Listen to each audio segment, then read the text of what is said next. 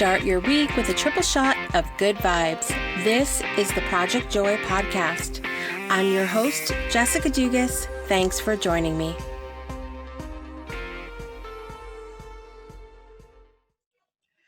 It's time for this week's story of joy. So I want to talk to you today about history. Growing up, history was not my thing.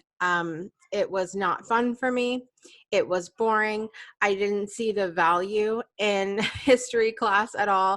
And it's not to say that I didn't have some amazing teachers, because I did. But, I think every child has that one or maybe more than one subject that is just not their forte. It's not their thing. They don't care. They're not good at it. That was history for me 100%. And I tried, and like I said, I had some really good teachers who tried to make it fun. And so, being that it was the subject that I absolutely loathed the most, the couple moments that I had that really stood out for me were actually in middle school. I did have one in high school as well. And I'd love to tell you about those because they really brought me some joy.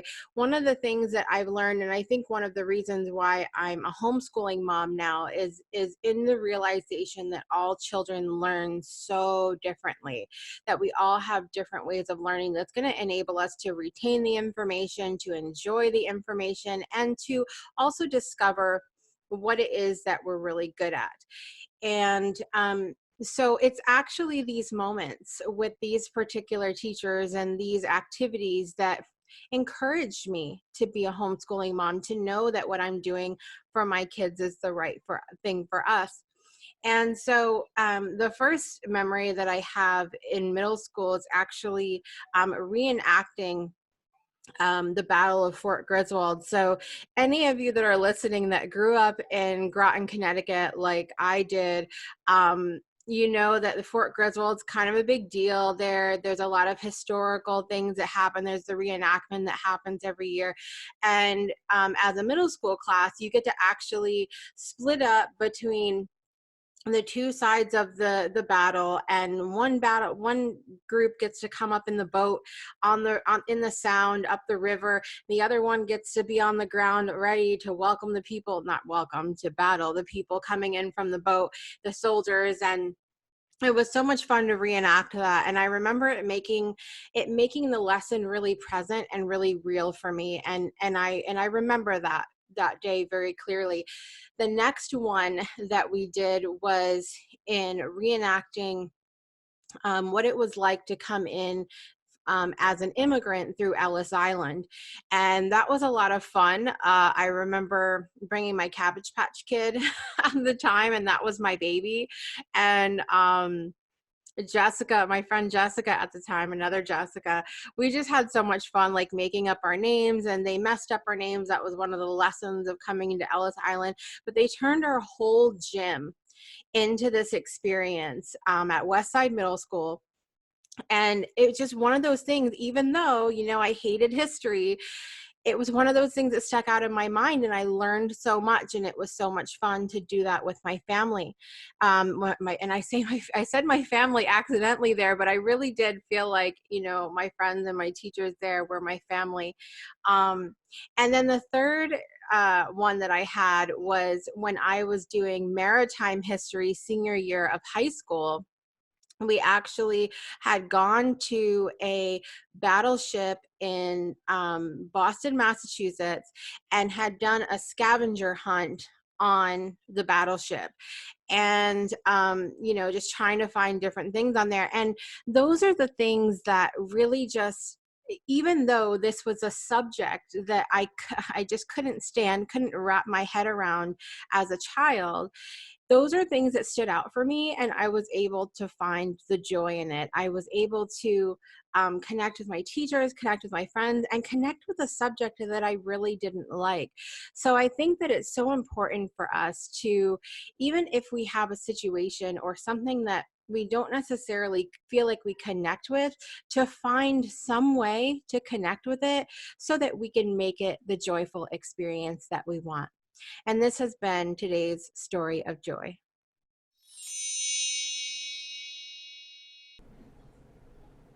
Have you ever experienced trauma in your life? Maybe you're dealing with a whole lot of drama in your life right now, and it's just not making it very joyful. Well, my friends over at the Trauma Squad have a safe space for you to overcome those things and experience the freedom and joy that you deserve in your life. Visit them today at facebook.com/groups/the Trauma Squad or click on their link in the show notes. And now back to the podcast. Let's see here. You're listening to episode 4 of the Project Joy podcast, and I am super excited because today is the first of a series of episodes I call Joy in Stories. So you've listened to me go on about different stories the last few weeks, and the last week of each month, I'll be inviting some of my favorite people to share some of their moments of joy. Joy can be an amazing thing to share in on your own, but I think it's even more amazing to share in it with others. So that's what we're doing here today. I'm super excited to have a very good friend of mine on today who has been on my other show, The Breakthrough. He has traveled the world. He's an entrepreneur. He runs a lot. He does a lot of things. And so I'm really excited. Everybody welcome Aaron Fisher to Project Joy today. Aaron, thank you for being here. Thank you for having me. I really appreciate it. Yeah, so we're all about talking about joy and what brings you joy on this show. And I would love to, let's start by what did you think when I asked you to come on and share about a moment of joy? It was really interesting because you were talking to me about the concept of the show and the idea, and I'm like, okay, so what is something that we talk about? And you're like, oh, just tell me about a moment of joy. I'm like, yeah, see it. All right, sounds good. And then, I went home. Oh, well, sorry, because when I was answering, I was outside, and then I went home, and I'm like eating. I'm like, a moment, and then then I sent you a message. I'm like, so what is your definition? And then you wrote back. I'm like, oh, I'll just meditate this, and then as I was meditating, my meditation had to meditate on what joy meant. And then I was working out and I'm like, because to me, it's not a moment. There's so many moments in my life that I feel joy and joyous in.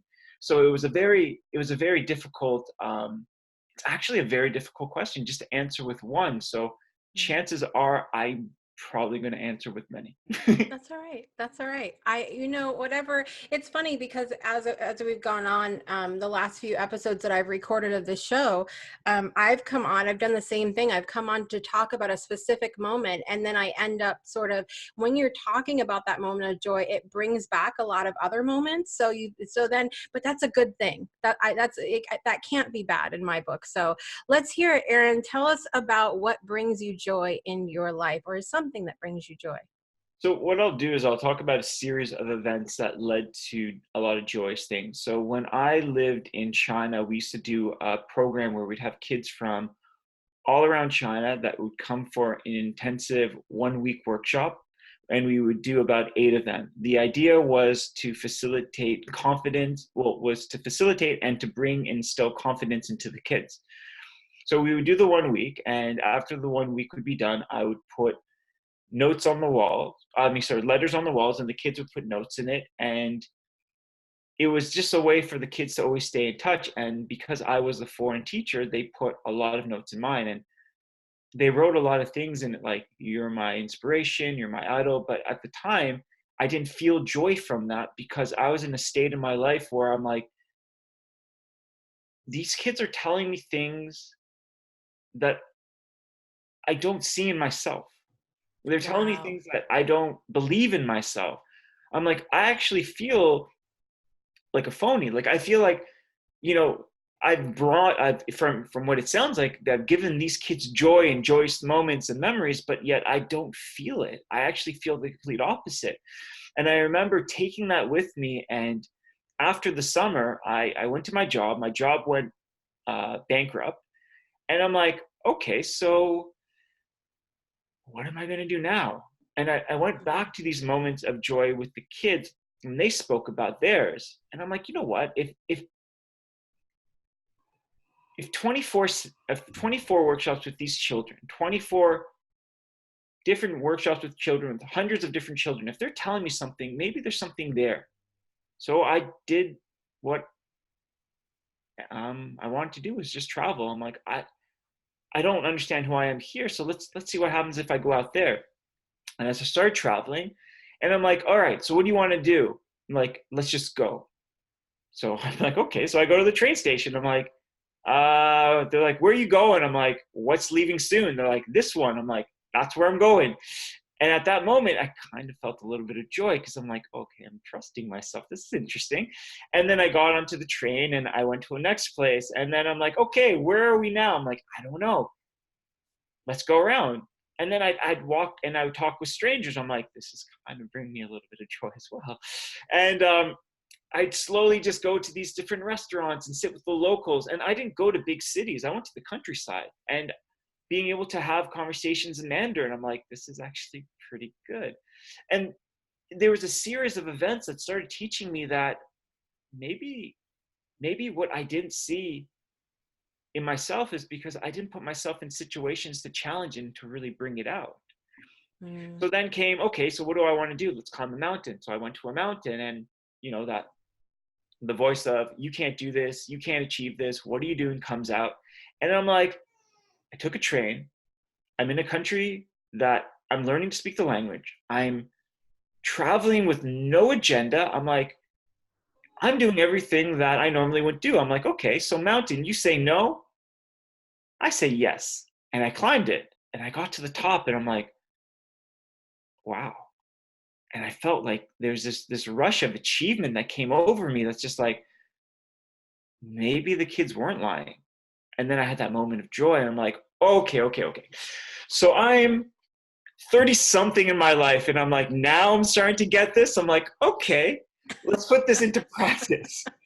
So I'm like, what else do I need to do? All right, I'm going to start a charity. Why? Because giving back gives me joy. Every time I give back, I receive more. Every time I wanted to give back to the children, they gave me more. Every time I wanted to give back to other individuals, they gave me more. And to be honest, I didn't have an upbringing where it's just like bad parents. I had amazing parents. I had a great childhood. Yeah, I went through the struggles and stuff that children do, but I was great. And my parents would always give me everything, even if they didn't have it. And that's a lesson that was embedded into me so young. And I didn't understand why. Why is it that my father would give me something, even though if it meant less for him? Because my mindset was wrong. Less for my father to give to his children meant my father was rich. It meant that there was more. It gave him joy.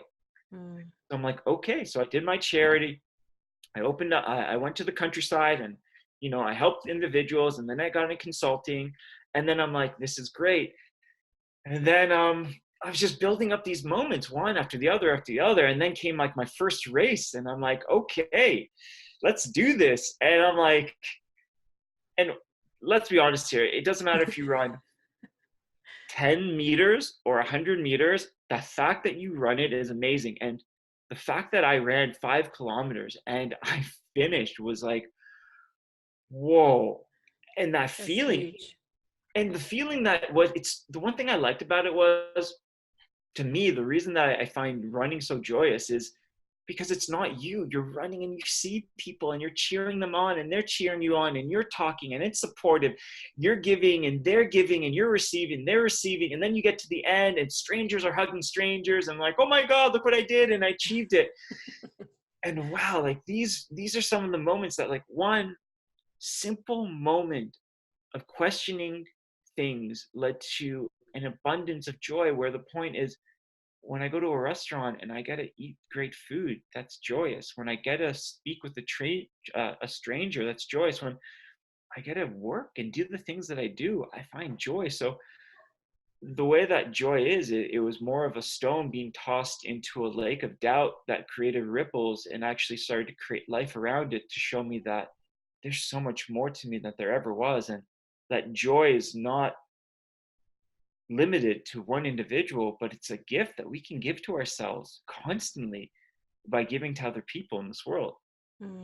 I love that. And I hear so much joy in so many different things. So joy in trusting yourself, and joy in travel, and joy in running. And I'm so glad that you said that there's joy to be found in running, whether it's 10 meters or 10 miles, because I'm not a runner. So I'm going to feel good when I run out to the mailbox real quick now.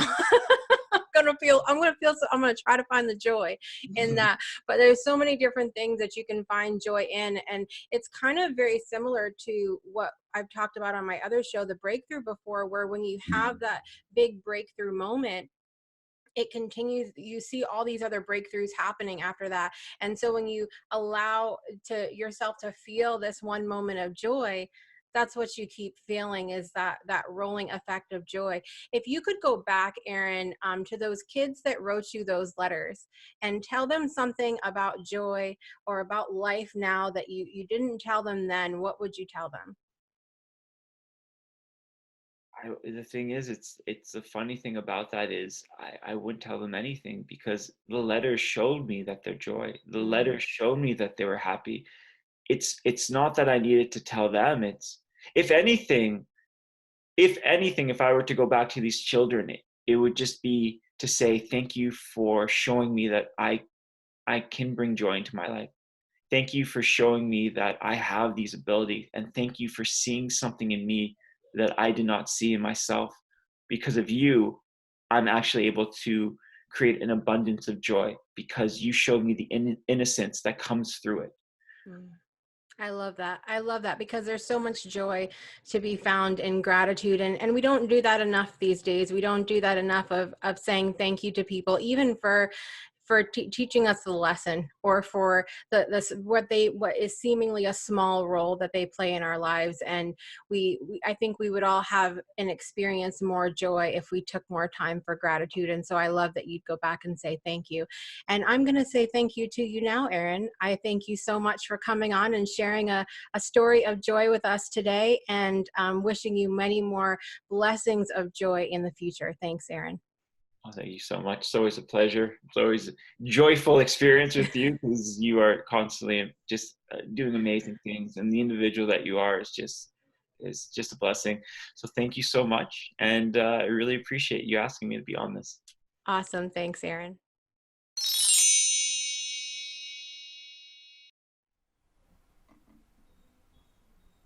Do you have an amazing moment of joy you've experienced in your life? Tell us about it by emailing us at projectjoypodcast@gmail.com. And now, back to the podcast.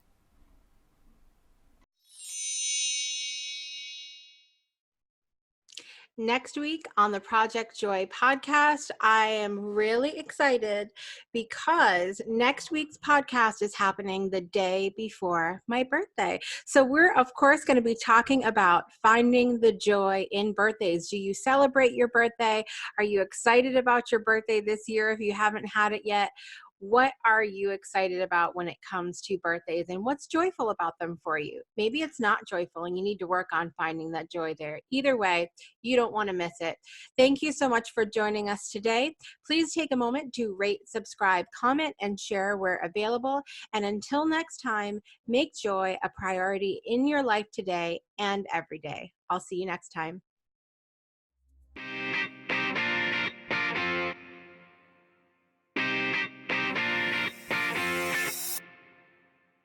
You've been listening to the Project Joy podcast with your host, Jessica Dugas. We'll see you again next Monday and every Monday for another episode to start your week off right.